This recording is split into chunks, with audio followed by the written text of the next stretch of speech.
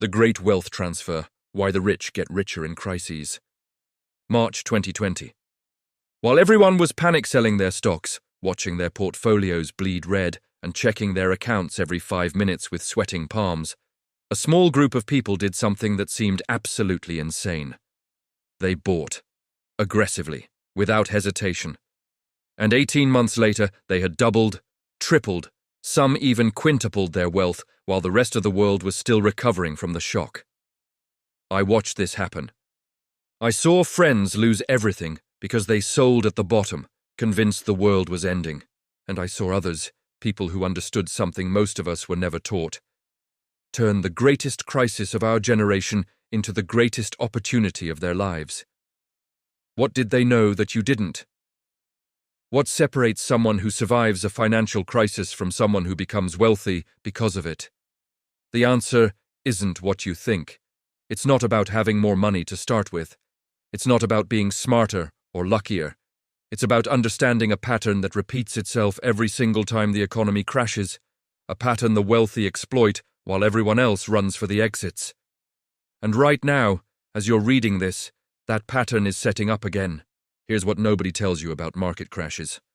They're not random, they're not unpredictable. They happen with the regularity of seasons, and every single time, without exception, wealth moves from the panicked to the prepared, from the emotional to the strategic, from those who react to those who respond. Think about it. Every major crisis in modern history, the Great Depression, the dot-com bubble, the 2008 financial collapse, the COVID crash, they all followed the same script. Markets plunge, fear spreads like wildfire. The media screams that this time is different, that recovery is impossible, that you need to protect whatever you have left. And millions of people, good people, hardworking people who spent years building their savings, sell everything at massive losses. They lock in their devastation because the psychological pain of watching numbers drop becomes unbearable. But here's the thing that keeps me up at night. While they're selling, someone is buying. Always. In every crash, in every panic, in every moment when it feels like the world is collapsing, there are people calmly acquiring assets at discount prices. And it's not because they're heartless or because they don't feel fear. It's because they understand something fundamental about how wealth actually works. Before we go deeper into this, I need you to do something for me. If this is already shifting how you think about money and crises, hit that like button. And if you want to learn the strategies the wealthy actually use instead of the fairy tales we're sold, subscribe to this channel. Because what I'm about to share isn't taught in schools. It's not discussed at dinner tables. It's the uncomfortable truth that the financial education system doesn't want you to know. And I promise you, by the end of this, you'll see every economic downturn differently. You'll understand why some people celebrate crashes while others fear them. Let me show you something that changed everything for me. In 2008, when Lehman Brothers collapsed and the housing market imploded, Warren Buffett wrote an article titled, "Buy American I Am." The stock market was in freefall. People were losing their homes. Retirement accounts were evaporating, and this billionaire was telling people to buy. Not carefully, not cautiously. He was going all in. People thought he was crazy. Some thought he was cruel, profiting from suffering. But 5 years later, those who followed his advice had recovered everything they lost and made substantial gains. Those who sold and stayed in cash were still trying to catch up. So what did Buffett see that everyone else missed? He understood the single most important principle of wealth building that separates the rich from everyone else. Price and value are not the same thing. When markets crash, prices plummet. But value, the actual worth of good companies, strong real estate, solid assets, that doesn't disappear. It goes on sale. Imagine walking into a store where a $1,000 laptop is suddenly being sold for $300. Would you panic and refuse to buy it because the price dropped? Would you sell the laptop you already own for $300 because you're afraid the price might go lower? Of course not. You'd recognize an opportunity. You'd buy as many as you could afford. But when it comes to stocks, real estate, businesses, the exact same scenario plays out and people do the opposite. They sell low and refuse to buy the discount. Why? Because money triggers emotion in a way that laptops don't. Because we've been conditioned to see falling prices as danger rather than opportunity, because the fear of loss is psychologically more powerful than the desire for gain. Let me tell you about someone I know. I'll call her Maria. In March 2020, Maria had about $50,000 invested in index funds. She'd been contributing steadily for 8 years, building her retirement slowly and carefully. Then COVID hit. In 3 weeks, her $50,000 dropped to $35,000. She couldn't sleep. She checked her account obsessively. Every headline about the virus, about lockdowns, about economic collapse, felt like a personal attack on her future. Her friends were all selling. Her family was telling her to get out before she lost everything. The fear was suffocating, so she sold. All of it. She locked in a $15,000 loss because she couldn't bear to watch it drop further. She told herself she'd buy back in when things stabilized, when the danger passed, when she felt safe again. But here's what actually happened. The market bottomed out about 2 weeks after she sold. Then it started recovering, slowly at first, then faster. By the time Maria felt safe enough to reinvest, the market was already higher than where she'd originally sold. She'd missed the entire recovery. Today, if she'd just held her investments and done absolutely nothing, that $50,000 would be worth over $90,000.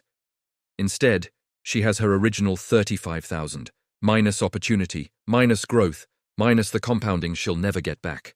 Now let me tell you about Marcus. Marcus had roughly the same amount invested. When COVID crashed the market, he felt the same fear Maria did. His stomach dropped every time he checked his balance. But Marcus did something different. He'd read about previous crashes, he'd studied how markets behave, and he made himself a rule years before. When everyone is selling, that's when I buy. So while his portfolio bled, while every instinct screamed at him to protect what was left, Marcus did something that felt completely insane. He took $10,000 from his emergency savings and bought more. He bought when the Dow dropped below 20,000.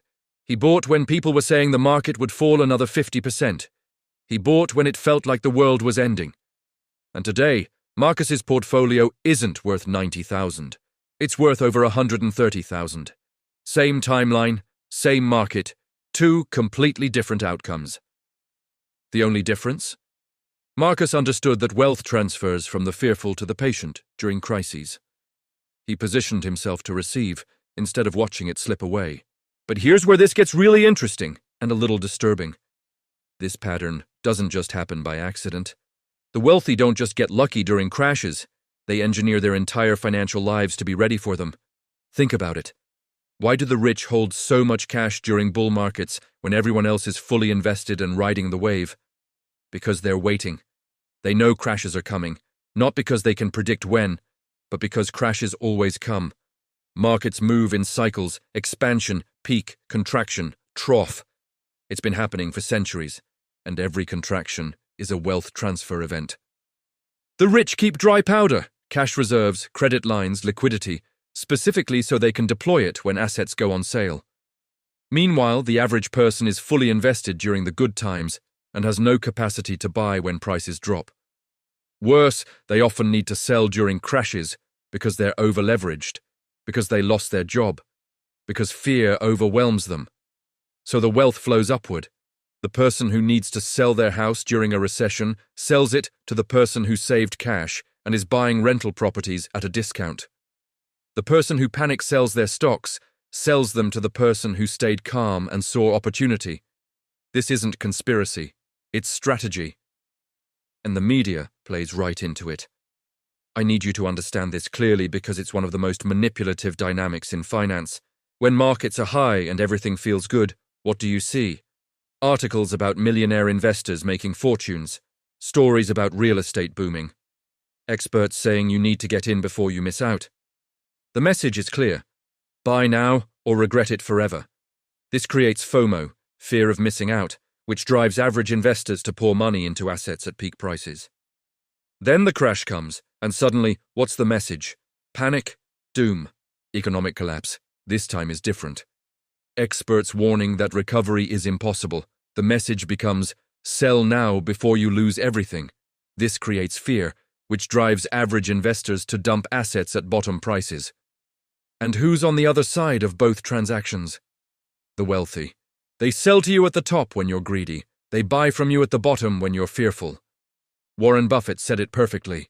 Be fearful when others are greedy, and greedy when others are fearful. But most people do exactly the opposite, because they're being emotionally manipulated by a media cycle designed to generate clicks, not wealth. So how do you break this cycle? How do you position yourself to benefit from the next crash instead of being destroyed by it? First, you need to fundamentally change how you view market downturns. A crash is not a disaster. It's a sale. The biggest sale you'll ever see on wealth-building assets. But you can't take advantage of a sale if you're broke or if you panic sold everything. This means you need liquidity. Not your entire net worth sitting in cash.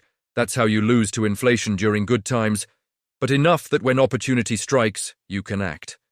The wealthy typically keep 15 to 30% of their portfolio in cash or cash equivalents. When everyone else is fully invested, they're patient. Waiting. Ready. Second, you need to divorce emotion from investment decisions. This is harder than it sounds because our brains are wired for survival, not wealth building. When you see your portfolio drop 30%, every primitive instinct tells you to run, to protect, to avoid further loss. You need systems that override emotion. Automatic contributions that keep buying regardless of market conditions. Rules you set during calm times that govern what you do during chaos. Mentors or advisors who keep you rational when fear takes over. Third, and this is critical, you need to understand what you're actually buying. Maria didn't know what she owned.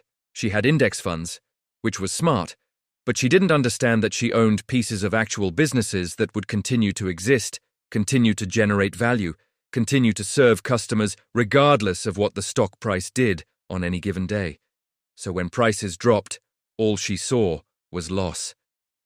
Marcus understood that he owned shares in Microsoft, in Apple, in Amazon, in companies that weren't going anywhere.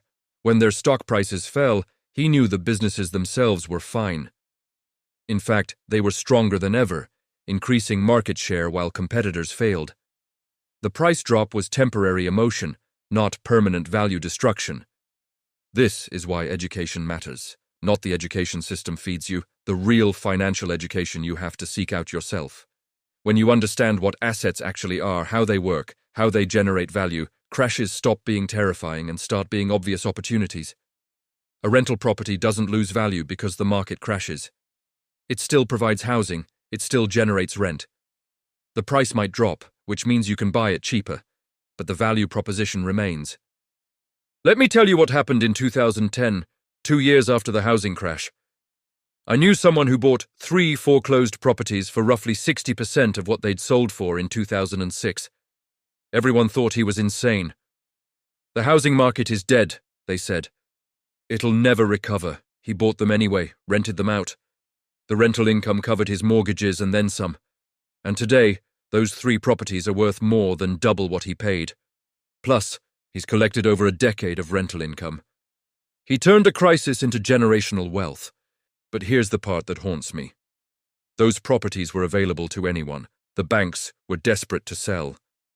The financing was actually easier than during the boom because there was no competition. The only barrier was fear. Thousands of people could have done exactly what he did. But they were too afraid, too convinced that things would never recover, too focused on the pain of the crash to see the opportunity it created. And that's the great tragedy of wealth transfers. It's not that opportunities don't exist for regular people. They do. It's that most people are psychologically incapable of seizing them because they've never been taught how wealth actually works. Now, here's what's coming, and why everything I've told you matters more today than ever before. We're heading into another cycle. Maybe not tomorrow, maybe not this year, but it's coming. Markets don't expand forever. Debt levels are at historic highs. Asset prices are elevated. Political instability is increasing globally. Whether it's a recession, a market correction, a geopolitical crisis, or something we can't even predict yet, there will be another significant downturn. And when it happens, the same pattern will repeat. Fear will spread. Media will amplify panic. Most people will sell at the worst possible time. And a small group of prepared, educated, emotionally controlled individuals will quietly acquire wealth at massive discounts. The question is, which group will you be in? Will you be Maria, panicking and locking in losses? Or will you be Marcus, uncomfortable but strategic, buying when it feels impossible? Because I promise you, when the next crash comes, it will feel exactly like the world is ending. Your friends will be panicking. Your family will be scared. The experts on TV will be predicting doom. Every emotional fiber of your being will scream at you to sell, to protect, to run. And that's the exact moment when wealth transfers. That moment of maximum fear is when the sale prices are best, when assets are cheapest, when the wealthy are backing up trucks to load up on discounted investments while everyone else is running for the exits. But you can't wait until that moment to prepare. You can't build the emotional discipline, the financial literacy, the cash reserves, the investment strategy during a crisis. You build it now. During the calm, so when the storm comes, you're ready. Start by educating yourself. Read about previous crashes. Study what happened in 1929, in 2000, in 2008, in 2020. Notice the pattern. Markets crash. Fear spreads. Prices bottom. Recovery happens. Wealth transfers to those who bought low. Build your cash reserves. Not to hide under a mattress, but to deploy strategically. Even if it's just 10% of your income going into a high-yield savings account, you're creating opportunity fuel. Develop your investment thesis. What will you buy when prices crash?